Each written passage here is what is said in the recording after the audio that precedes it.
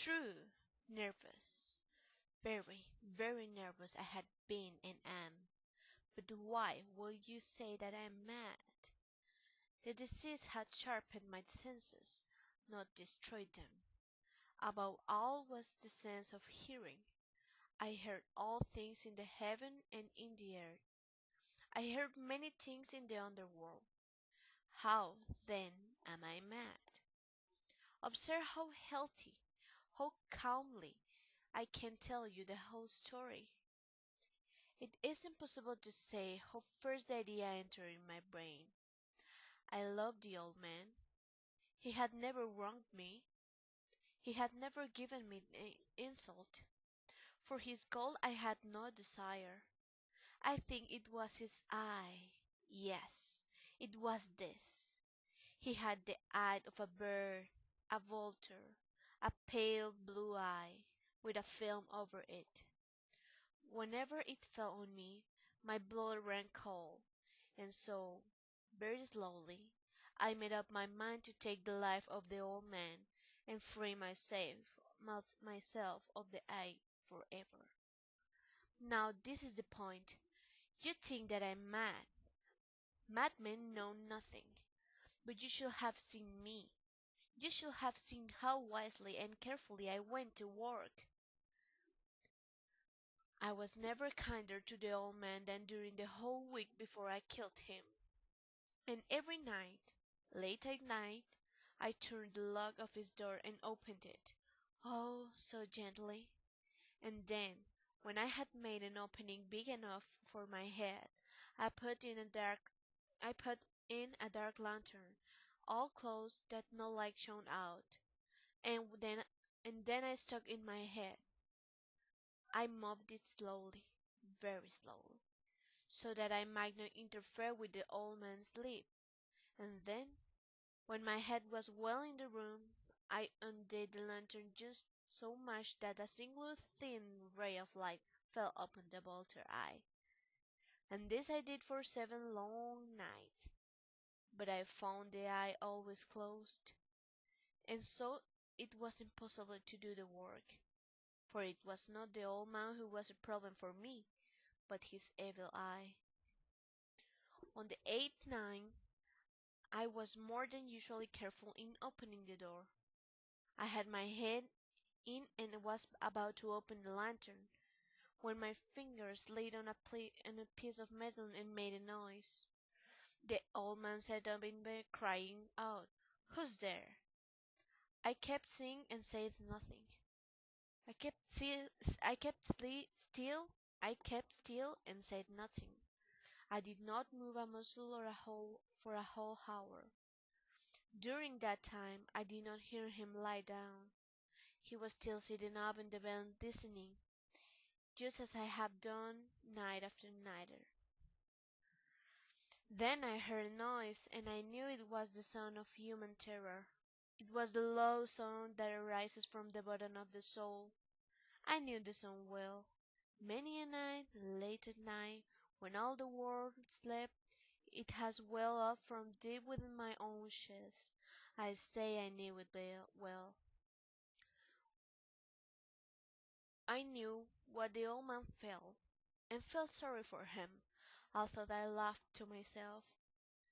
I knew that he had been lying awake ever since the first noise, when he had turned in the bed.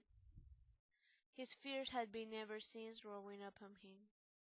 When I had waited a long time, without hearing him lie down, I decided to open a very, very little crack in the lantern. So I opened it. You cannot imagine how carefully. Finally, a single ray of light shot out and fell upon the vulture eye. It was open, wide open, and I grew angry as I looked at it. I saw it clearly, all a dull blue, with a horrible veil over it that it chilled my bones. But I could see nothing else of the old man's face or person, for I had directed the light exactly upon the damned spot. And have I not told you that what you mistake for madly this but a kind of oversensitivity? Now, there came to my ears a low, dull, quick sound, such as a watch makes when inside of piece of cotton. I knew that sound well too. It was the beating of the old man's heart. It increased my anger. But even yet I kept still. I hardly breathed. I held the lantern motionless. I attempted to keep the ray of light upon the eye, but the beating of the heart increased. It grew quicker and quicker and louder every second. The old man's terror must have been extreme. The beating grew louder, I say, louder every moment. And now, at the dead hour of the night, in the horrible silence of that old house, so strange a noise as it excited me to uncontrollable terror. Yet, for some minutes longer I stood still, but the beating grew louder, louder, louder. I thought the heart must burst, and now a new fear seized me. The sound will be heard by a neighbor. Now a new fear seized me. The sound will be heard by a neighbor. The old man had come. With a loud shout, I threw open the lantern and burst into the room. He cried once only. Without delay, I forced him in the floor and pulled the heavy bed over him, then smiled to find the action so far done. But for many minutes the heart beat on with a quiet sound. This, however, did not concern me. It would not be heard through the wall. At length I stopped. The man was dead. I removed the bed and examined the body. I placed my hand over his heart and held it there many minutes. Mine. There was no movement. He was stone dead. His eye will trouble me no more. I still you think me mad. If still you think me mad, you will think so no longer when I describe the wild steps I took for hiding the body. I worked quickly, but in silence. First of all, I took apart the body. I cut off the head and the arms and the legs. I then took up 3 pieces of wood from the flooring and placed his body parts under the room, but then replaced the wooden boards so well that no human eye, not even his, could have seen anything wrong. There was no washout, nor mark of any kind, no blood whatever. I had been too smart for that. A tub, a tub had caught out, a tub had caught all. Ha ha! When I had made an end of these labors, it was 4 o'clock in the morning. As a clock sounded the hour, there came a noise at the street door.